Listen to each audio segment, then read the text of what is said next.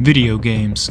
What began as lines and dots battling for points in Pong has evolved into sprawling worlds where people compete, create, and yes, even fight. Think. Round 2, fight. With the rise of powerful consoles, immersive graphics, and online communities, gaming has become one of the defining industries of the 21st century, bigger than movies and music. Pulled in $1 billion in sales in 3 days. No movie or music release has ever come close to that. For millions, video games offer a chance to experience the impossible, to live out fantasies, solve challenges, and connect across continents. But as games become more realistic, questions continue to surface. Are these virtual battlegrounds shaping real-world behavior? Are the increasingly graphic depictions of violence in games simply harmless entertainment? Or could they be influencing how players act and think? Tonight we take a look at the question, do video games cause violence, or are they just the newest scapegoat in a long line of misunderstood media? Good evening, my name is Brenna Allen, and today we're going to be covering Article 1, referenced as Experimental Studies of Differential Effects of Playing versus Watching Violent Video Games on Children's Aggressive Behavior, written by Hanneke Pullman, Brian DeCastro, and Markel A.G. Van Aken. Video game violence can impact a child's mental development in a negative way. In one study found, children spend an average of 25 hours a week watching TV and 9 hours playing video games in 2004. In 1996, 4th and 5th graders preferred violent video games compared to non-violent video games. In 1994, the relationship between violent video games and antisocial learning theory. In playing violent video games, a participant will view him or herself as a character portrayed in the game, which could lead to outside world factors affecting themselves and those around them. Kids find it now highly enjoyable and want violence involved in games, compared to regular adult games. The level of activity required in violent video games can lead to a higher level of aggression. The article summarizes how these games can impact a child's temper and could make them lash out. These problems can later affect their family, friends, and surrounding adults around them. It can also spread and influence other children. Another study was done aimed at testing the different effects of playing versus watching a violent video game in real-life aggressive behavior. Playing violent video games caused boys to become more aggressive than merely watching the same video. In conclusion, it is proven that video games can affect a child's aggressive behavior and cause more harm than good. Good evening, I'm Bianca, and today's report will take a closer look at how violent video games can affect children through another study and another relevant different perspective by Ferguson and Olson. This second article, titled Video Game Violence Use Among Vulnerable Populations, the Impact of Violent Games on Delinquency and Bullying Amongst Children with Clinically Elevated Depression or Attention Deficit Symptoms, focuses on how violent video games relate to behavior among children who have depression or attention problems, such as ADHD. It looks at how these conditions might influence bullying or delinquency. End quote. While the first article, titled Experimental Study of Differential Effects of Playing versus Watching Violent Video Games on Children's Aggressive Behavior, explored how playing or watching violent video games can affect young people's behavior. This second study digs deeper, asking whether kids with certain mental health conditions are at more risk of being influenced by violent media. This study, led by Ferguson and Olson and published in a peer-reviewed journal, specifically looked at children with depression or ADHD. ADHD, mainly for reference, is a condition that affects a child's attention, impulse control, and ability to stay focused, all of which can impact how they handle emotions and behavior. For many years, parents and experts have worried that violent video games might increase aggression, bullying, or even criminal behavior in kids. These concerns often resurface after tragic events like school shootings, when video games are sometimes blamed as the cause. In the introduction, Ferguson and Olson questioned whether this blame was fair. They suggested that the real issues might have been to do with more things like mental health, stress, or personality, not just video games themselves. In their study, the researchers nearly observed 400 children between the ages of 10 and 15. They collected information about the kids' gaming habits through mental health, social behaviors, to see if violent video games were linked to aggression or delinquent acts. The results were very surprising because of the fact that the study found no clear, strong evidence that violent video games can make kids more aggressive or antisocial, even among those with depression or ADHD. Instead, they assumed factors like stress, family conflict, and natural personality differences were much stronger predictors of bad behavior. Interestingly, some children with ADHD, violent games even seem to help, acting as a harmless outlet for frustration or extra energy.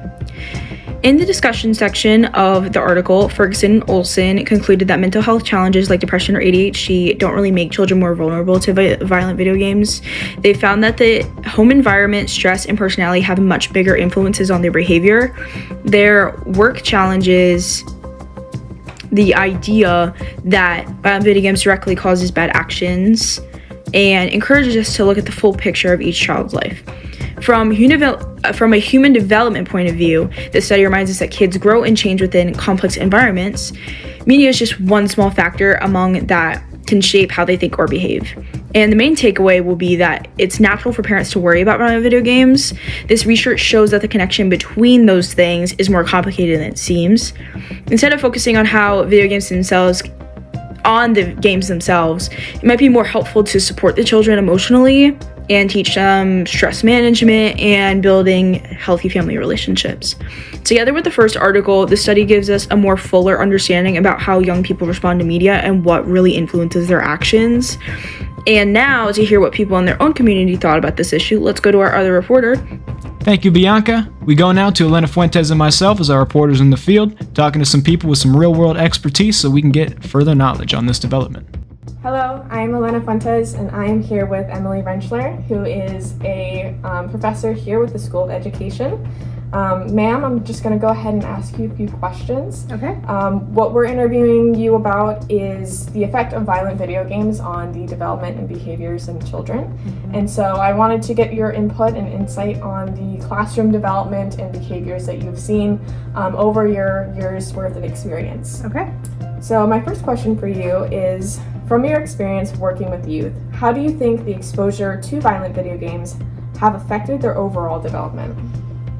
I think overall, students that play or are exposed to violent video games show a much different type of behavior, both in and out of the classroom. Working with students in the classroom, I've definitely seen more violent behaviors, especially with vocabulary words that they know, around for those who play, but also through different programs I've done with kids out of school. The way that they play, the way that they communicate out of school, I've noticed a change there as well with kids that are around violent video games. Interesting. My next question for you is, how do you think it affects children's social development and education? So I have noticed, and this isn't just with violent video games, but with screen time in general, kids that are entertained by playing video games that are interactive in the moment, they're constantly having stimulus. They are not able to sit still as long in the classroom. They're not able to wait patiently as much. And this isn't every single student that does a video game, but I've definitely noticed an uptick in the students that want to be entertained by a teacher every moment of the day and are often unable to wait patiently, wait their turn, to sit and focus on things that when they're not getting that stimuli as quickly as they would by playing a game. Awesome. Well, not awesome, but thank you for your answer. What personal concerns do you have about violent video games affecting our youth? So twofold, I think they're learning a lot of vocabulary words and a lot of types of weapons, types of situations that are not part of a normal upbringing for a child, and they're learning that those are normal, natural, and okay. It's cool on a video game to kill someone. Getting a kill is a cool thing, which is not something that kids should associate with being a cool thing. And so I've seen a lot of them use those words. They'll be playing at recess and they'll be reenacting video games. And so bang, bang, I gotcha, I killed you. And then they move on. And at first, I'm like, what did they just say? Like, what's going on? And then it was very normal for them because they play it at home. And so, over the last about 7 or 8 years, the schools have developed different ways of dealing with that. It used to be they were allowed to say those things, and now if you were to say, I kill you at school, there's large consequences that happen, which is good. But I feel like when we're allowed to do something at home and it's allowed to be normal and it's fun and good, it's hard then to transfer that to school where those things aren't allowed and shouldn't be said. So you would say that, like, in our society and in our school systems in particular, we are moving towards a direction where we have to take into consideration the effect that not only video games but social media has been having with children just in general. Absolutely.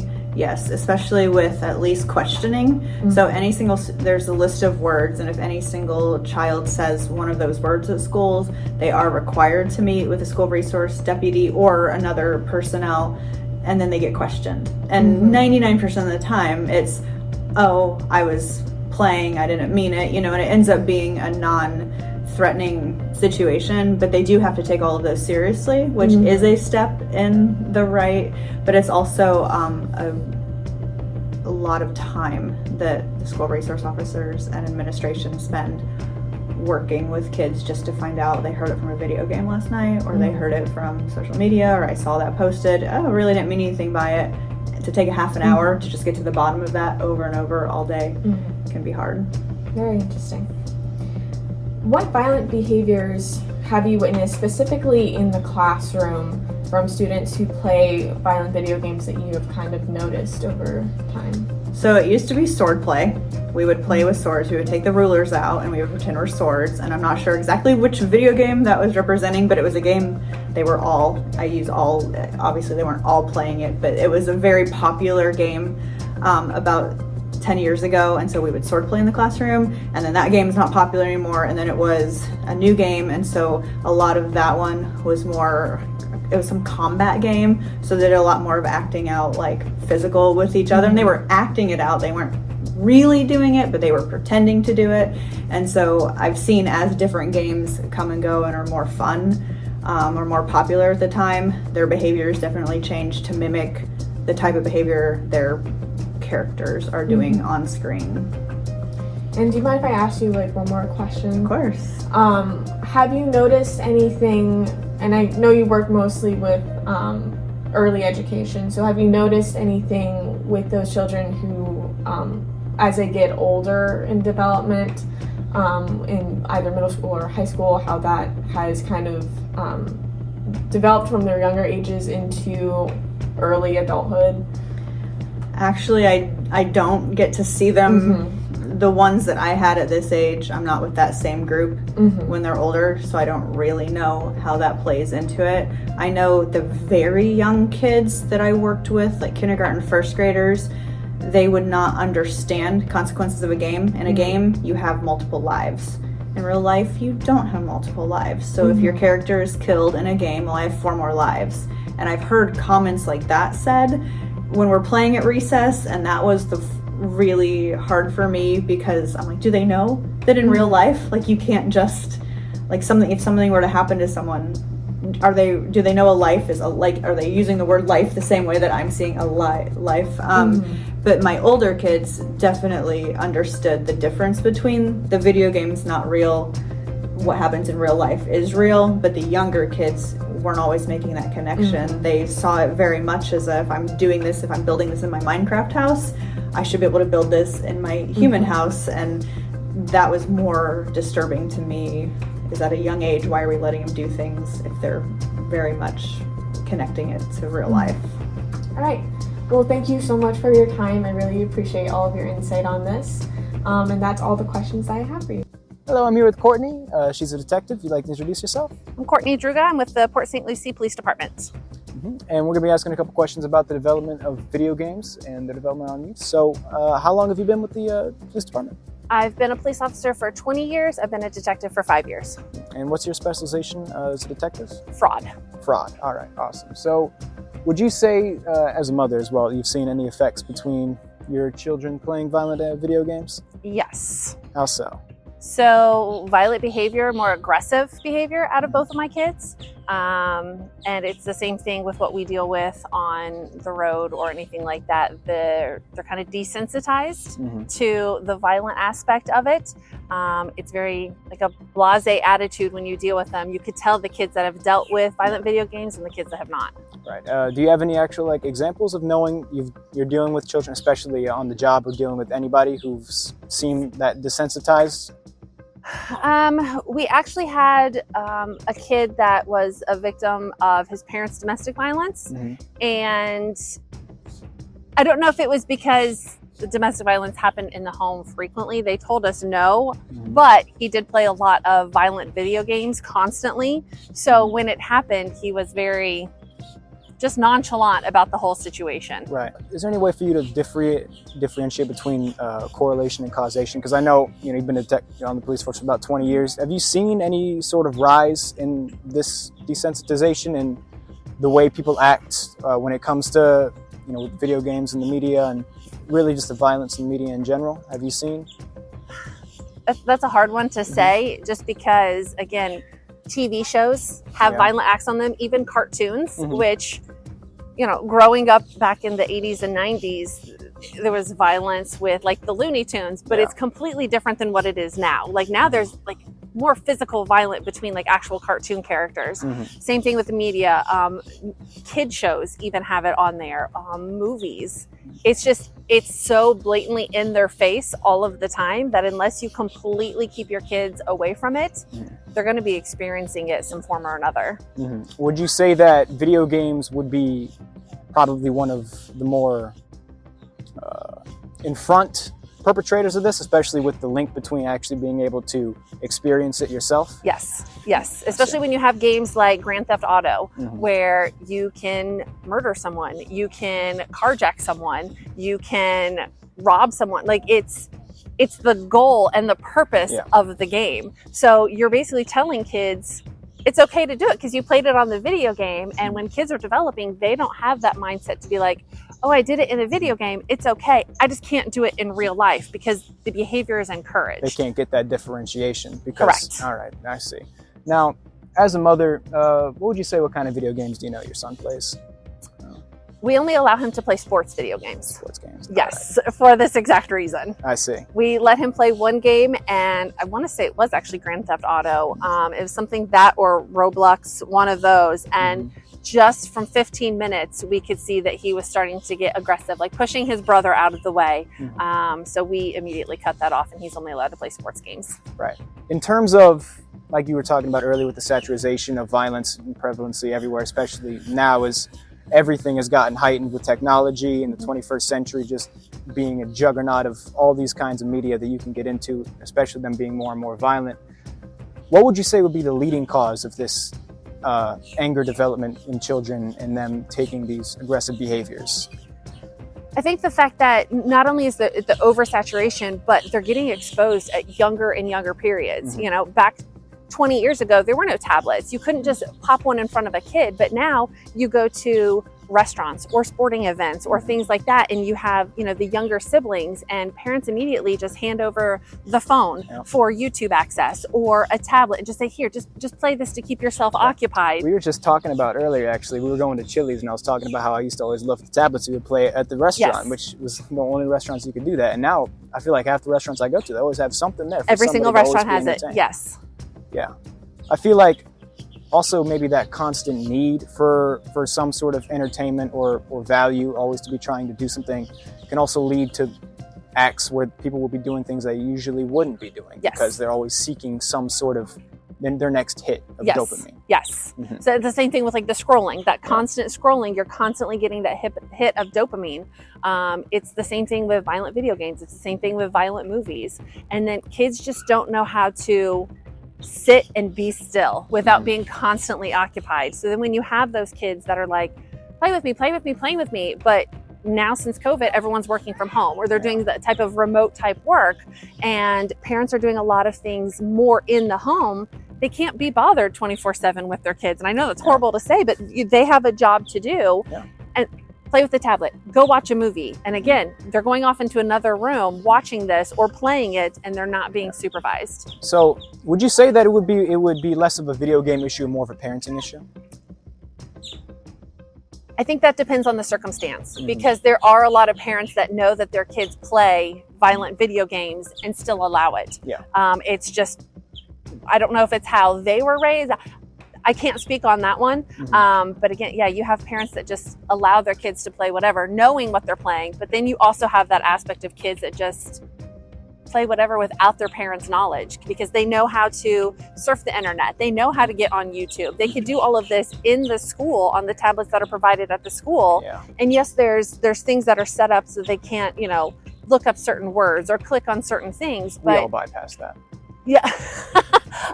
Even with parental controls, they could still access that. And there's still people out there that make videos that it starts off innocent enough, and they could put in that one clip where the parents watch the first 2 minutes, 10 minutes into it, the kids are still watching it. The parents have checked out and are doing something else, and something violent or something adult content will pop up, and the parents are none the wiser unless the kids speak to it. And it is something I always say is like, you can parent control, child-proof, everything your child has. But you can't do that for their friends. Correct. And you can't. So there's always going to be some sort of way for them to be able to get this. So would you say it would be more of a fault of this juggernaut of media coming through and having this accessibility to all ages that affects the development the most? Yes. Okay. And you wouldn't put that blame solely on video games? No, I think it is a huge contributing factor just because it's so readily accessible to kids. But no, I wouldn't put the blame solely on video games. But you would say leading factor? Yes, Gotcha. I would say leading factor. All right, thanks. Come on! It's ridiculous! If I ever find that guy in real life, we back? Well, there you have it. There's no doubt that the prevalence of violent media in the modern age has had an effect on today's youth, with video games often leading that discussion. This isn't to demonize gaming, especially with the positives highlighted in Article 2 as reported by Bianca, but the ease of access to mature content is something parents should keep in mind when guiding their children's playtime. For Group 3 News, I've been Maxwell. Thanks for watching. Now, if you'll excuse me, I got a score to settle with this guy.